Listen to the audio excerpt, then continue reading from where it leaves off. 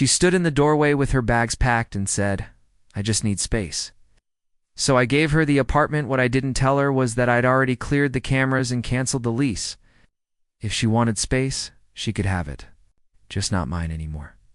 I'm Jake, 33, software engineer by trade, introvert by habit. I've never been the guy who makes a scene or grabs attention in a room, but I listen. I remember things. And I fall hard when I let someone in. I met Danielle 3 years ago at a mutual friend's rooftop birthday party in Brooklyn. It was one of those events where the beer's warm, the music's loud, and you spend most of the night trying to avoid stepping on someone's vape. She was wearing this oversized gray hoodie and had a raspberry white claw in her hand. Dressed to impress, and yet she stood out. Something about her felt grounded, real. She had this deep laugh that made you want to say something funny, just to hear it again. She was working in digital marketing, doing freelance gigs, and dreaming of launching a sustainable skincare line. Clean beauty that doesn't break the bank, she'd said that night, swirling her drink like it held the future. Believed her. Fast forward a few months and we were practically living together. I had a 1-bedroom in Park Slope, small but clean, with a south-facing window that poured sunlight onto the couch every morning. She moved in temporarily after her lease ended, but her toothbrush, makeup, and diffuser oils colonized my apartment like it was always meant to be hers too. It felt easy at first. Grocery runs on Sundays. She made playlists for our drives. I cooked badly and she pretended to love my garlic-heavy pasta. We had our routines. She'd watch her skincare YouTubers while I debugged code late into the night. We'd cuddle. Up to true crime docs, both secretly scared but pretending we weren't. There was one moment, maybe 6 months in, that still makes my chest ache when I think about it. We were in bed, legs tangled, and she turned to me and said, "You make me feel safe, Jake. Like nothing can touch me when I'm with you." I believed her. The first cracks were almost invisible. She started working late more often, claiming her agency had landed a new client, some up-and-coming supplement brand. It made sense. She was ambitious, but the late nights turned into weekends, then overnight stays at the office. I wanted to trust her, so I did. But then came the silences. She used to hum while she did her skincare routine. Now she was quiet. Her phone, once left face up on the counter, started living in her back pocket or flipped over with the screen locked. I'd hear faint buzzes from the bathroom, always followed by quick replies and then longer silences between us. Once, I saw a Venmo notification light up while her phone was charging $42 to someone named James. The emoji stung more than the name. I asked. She laughed it off. "It's just drinks with coworkers, babe. You're being paranoid." Maybe I was. We had a dog, Milo, a rescue mutt, with too much energy and a taste for chewing my socks. I used to walk him in the mornings while Danielle slept in. But slowly she stopped, even pretending to wake up when I'd come back. Roll over, eyes shut, already somewhere else in her head. One night, I came home and found her on the couch, glass of wine in hand, tears in her eyes. I rushed to her, asking what was wrong. She looked at me for a long moment, then said, "I feel stuck." Stuck in what? Our life. Me. I offered therapy, time off, a vacation, anything. But she just shook her head. "I think I need space, Jake." To think, to breathe. And that's when she said it. Maybe I could stay at my friend Kira's for a few weeks. I nodded like I understood. Like my chest wasn't caving in right there on the hardwood floor. That night, I couldn't sleep. Milo curled at my feet while I stared at the ceiling, trying to figure out when things changed, what I missed, who this James guy was, why my safe place suddenly felt like a stranger's guest room. I didn't want to believe she was cheating. Not Danielle, not the girl who said she felt safe with me. But deep down, some part of me already knew. It was in the way she kissed me less, in the way she avoided eye contact when I told her I loved her, in the way my Spotify Discover started getting flooded with breakup songs. I hadn't played, so I did something I swore I'd never do. I checked the iPad, She sometimes used the ones still synced to her iMessages. What I saw hollowed me out. The first message was timestamped for a Thursday night one of the late meetings she said she had with the supplement brand. James, you looked incredible tonight. That dress is still in my head. Danielle, stop. You're trouble. There it was. A text. A dress I'd never seen. A version of her that didn't exist in our apartment. I scrolled, barely breathing. James, when are you telling him? Danielle, soon. I don't want to hurt him. Jake's a good guy. Good guy. Like I was a dog, she had to rehome. My fingers were shaking. Milo jumped onto the couch next to me, sensing something was off. I kept scrolling. Every message was a knife. There were flirty emojis, little plans to meet by the green bench again, and photos. Blurry selfies. One of her wrapped in a towel, another in a hotel mirror with the caption "Client Dinner Night." That she'd apparently sent him, but not me. I didn't cry. Not then. My body just went still, like all my nerves disconnected at once. You hear people say that betrayal feels like being punched, but this was quieter, like drowning slowly in a room where no one knows you're under. The next day I acted normal, made her coffee, let Milo out. Kissed her on the cheek when she said she had a weekend retreat with Kira and some girls from work. She smiled, guilty as sin, and told me, I'll miss you. I held that smile in my head for the next 48 hours like it was evidence in a trial. While she was gone, I searched for more. I checked her laptop. She never cleared her tabs. There were Airbnb receipts, Uber rides from unfamiliar addresses, and a playlist titled For Us that wasn't shared with me. And I started to notice what I hadn't before. The unfamiliar cologne in the hallway on days she came back late. The missing wine bottles from our cabinet. A cardigan I didn't recognize balled up in the laundry. And worst of all, how she seemed lighter when she walked through the door. Like being home with me was the hard part. That Sunday night, she climbed into bed next to me and whispered, "Thank you for giving me space. I really needed that." I wanted to scream, would ask her how she could lie so cleanly. But I didn't, not yet. Instead I said, anytime. Because real revenge needs quiet planning. Over the next week, I collected everything. Screenshots of texts, screen shares of her calendar invites, marked off-site strategy with address links to hotels, even a video from a hallway. Security cam in our building, our neighbors, had one pointed toward the elevator and there she was, kissing a guy in a black jacket before entering. I reached out to Kira on Instagram. Just a simple message. Hey, thanks for letting Danielle crash. She really needed the space. Kira replied. Huh? 8. She hasn't been here in months. There it was. The last nail. But I didn't lose it. I kept doing the dishes, walking the dog. Even asked her if she wanted to do a double date with some mutual friends. She declined. Too busy. The next night, I came home to her on the phone, laughing. In that quiet, flirty way she used to reserve just for me. When she saw me, she paused. Just talking to Steph, she lied. I nodded. Cool. Tell her I said hi. Inside, I was boiling.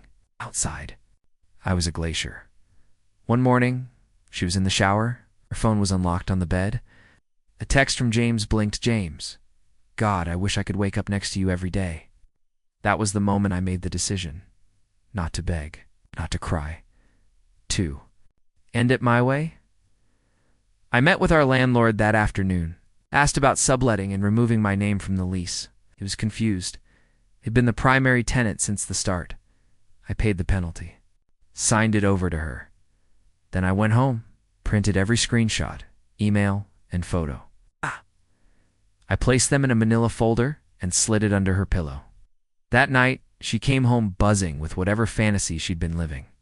She kissed my cheek, poured a glass of wine, and asked if I wanted to watch something. I'm good, I said. You might want to check under your pillow before bed. She paused. What? Just do it. Her face went pale as snow. She didn't say anything at first, just flipped through page after page. Her hands trembled. Her lips parted, but no sound came out. Finally, she whispered, Jake, I can explain. I don't need an explanation, I said, standing up. You wanted space? You've got it. The lease is yours. I moved my things to storage today. You moved out? Her voice cracked like a splintered window. I nodded. Yep, Milo's with me. He deserves honesty. Like tears might help. Please don't do this. I messed up. No, Danielle. You chose this. You just didn't think I'd walk away quietly. And I did. I walked out straight down the hall, never looking back. I didn't go to a friend's house. I didn't check into a hotel. I went home. Not the apartment we were done with that chapter. I meant real home. My parents' place in Connecticut, just for a few days, just long enough to catch my breath, and figure out how to stitch my chest back together without bleeding all over everything. Milo adjusted quickly. Dogs don't ask questions. They don't overthink. They just stay by your side, tail thumping, breathing steady like they're lending. You rhythm when your own gets shaky. I spent the first few nights staring at the ceiling, wondering how many times she lied, wondering if she ever meant any of it, wondering if there was something about me that made her want someone else's arms instead of mine. But eventually, all that wondering turned into something sharper, something cleaner. I wasn't going to cry over her again. I wasn't going to be the guy she pitied while she danced barefoot in someone else's apartment to a playlist I helped her build. I was going to finish this properly. See, Danielle didn't know I still had admin access too. The Google account we used to share mostly for managing our dog's vet records and shared calendar. She hadn't changed the password. Rookie mistake. So I did a little quiet exploration. Nothing illegal, just ... informative. That's when I found the shared drive. Turns out James wasn't just James. He was her ex. The one she said was emotionally unavailable. The one who couldn't handle her ambition. The same guy she'd sworn she blocked when we moved in together, and now they had a folder full of plans. Weekend getaways. Budget spreadsheets. Even a PDF called Phase 2 Hour Place. Like I was a stepping stone. Like my apartment. My trust. In my time were just placeholders for their future. So I did what I do best. I made a plan. I remembered. Danielle had her big product pitch coming up. She'd been working on a rebranding campaign for a vegan skincare brand that was gunning for a Sephora partnership. This was her moment. Her career-defining play. And guess who had mock-ups, drafts, and pitch decks stored in that same Google Drive? Why? Didn't sabotage anything. I didn't delete her files. It would have made me no better than her. What I did was smarter.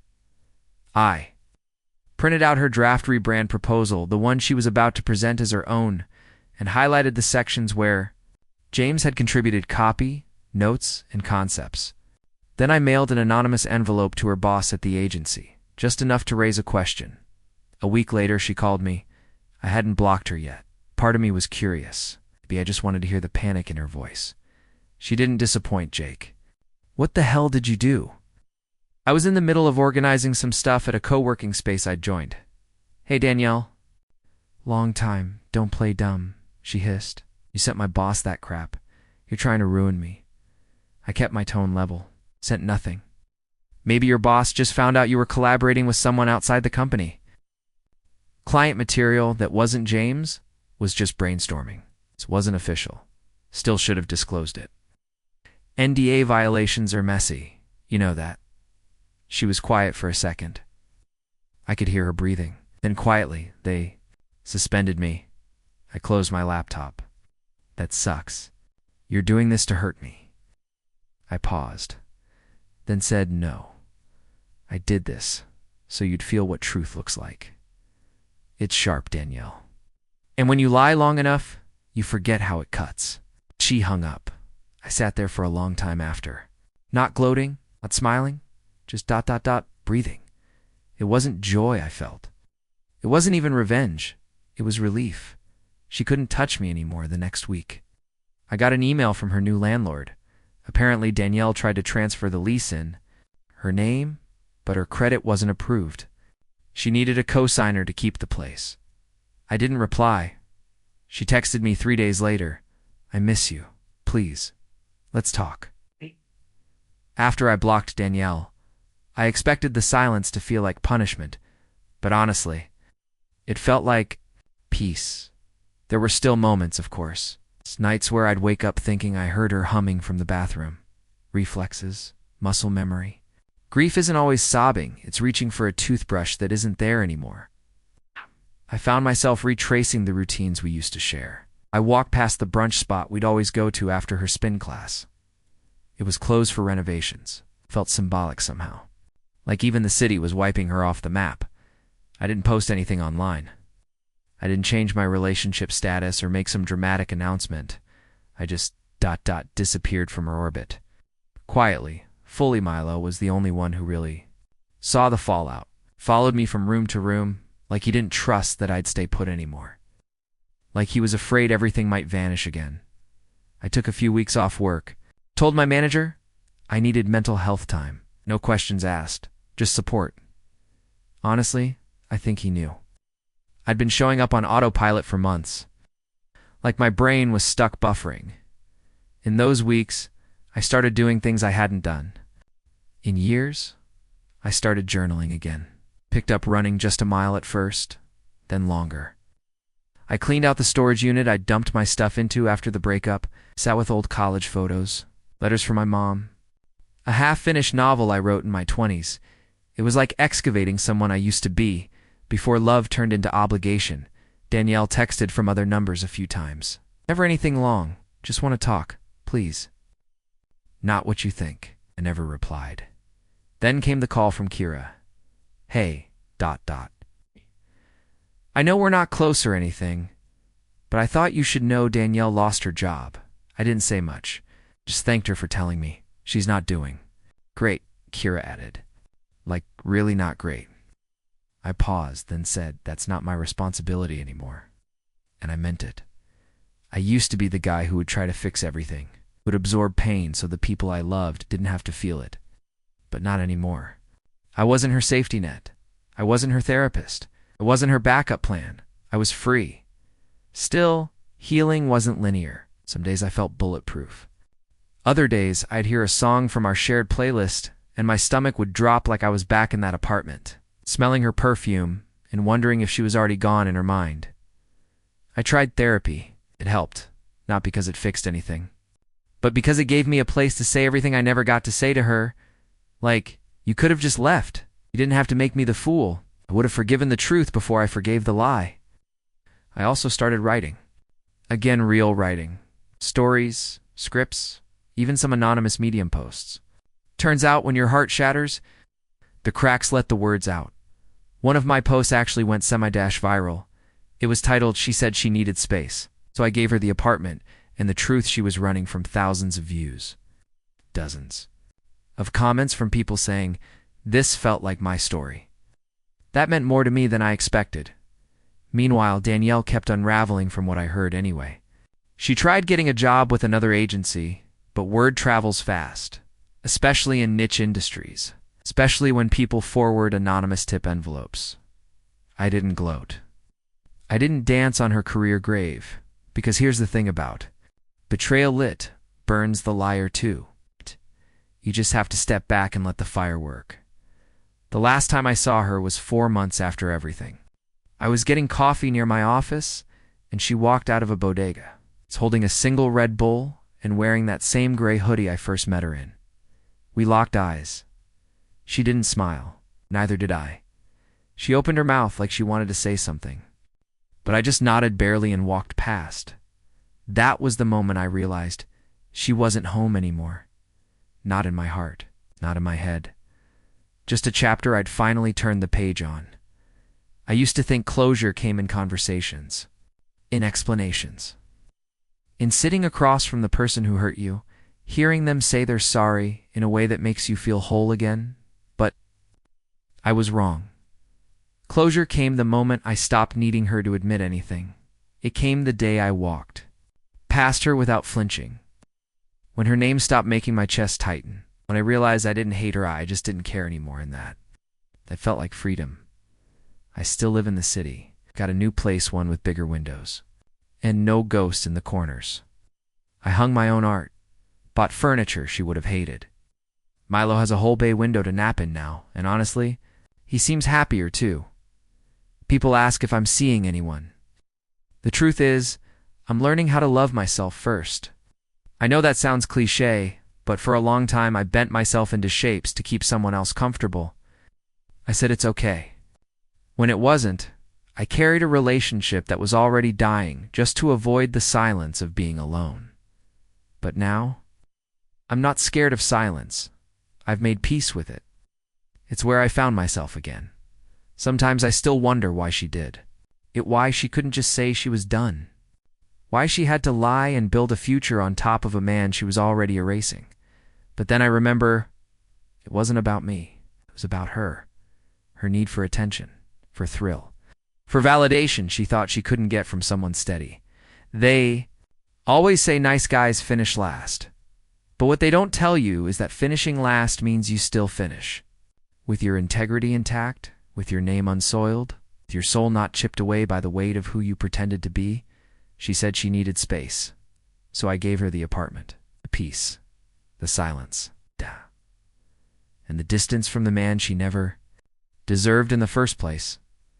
If you enjoyed my story, don't forget to like and subscribe for more real-life stories like this.